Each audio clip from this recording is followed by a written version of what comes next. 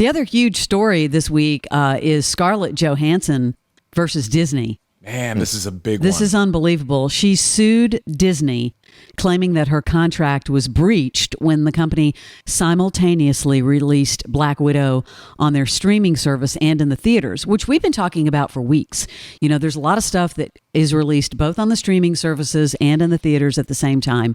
According to the Wall Street Journal, she is arguing that, quote, her agreement with Disney's Marvel Entertainment guaranteed an exclusive theatrical release, and her salary was based in large part on the box office performance of the film. Okay, if that was in her contract, it was in her contract. Now, Disney's clapping back, saying there was no merit to her lawsuit and that it is especially sad and distressing in its callous disregard for the horrific and prolonged global effects of the COVID-19 pandemic. So they kind of like... They brought up the COVID-19 pandemic and basically are saying that they've fully complied with her contract. I love Disney's response. Well, when you drop the COVID response, I mean, you're already acknowledging you're guilty.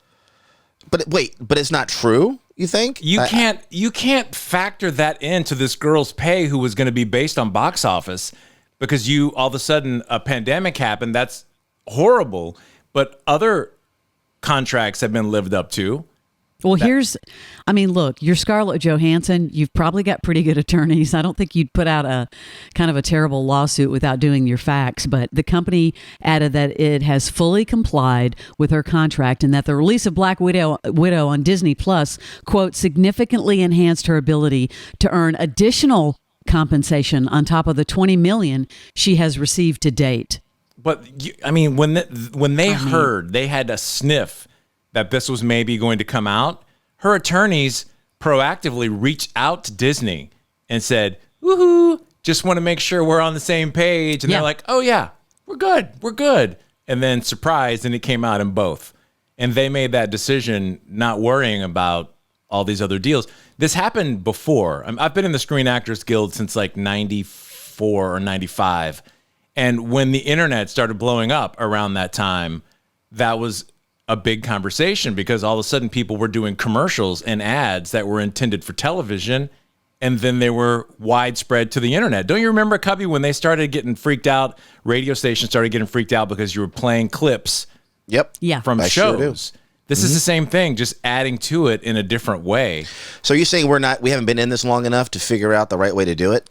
I'm saying they didn't honor her contract, and they made a decision to go ahead and put this out. And her profit share was based largely on box office, not that.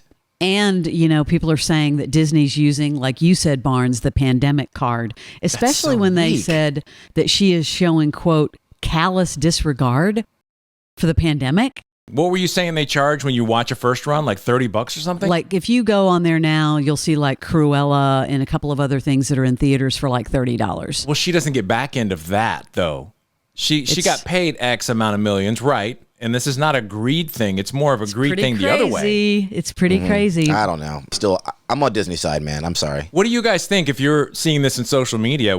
Where do you fall on this? Is it greed on Scarlett's side or is it greed on Disney's side? I don't know. A contract is a contract.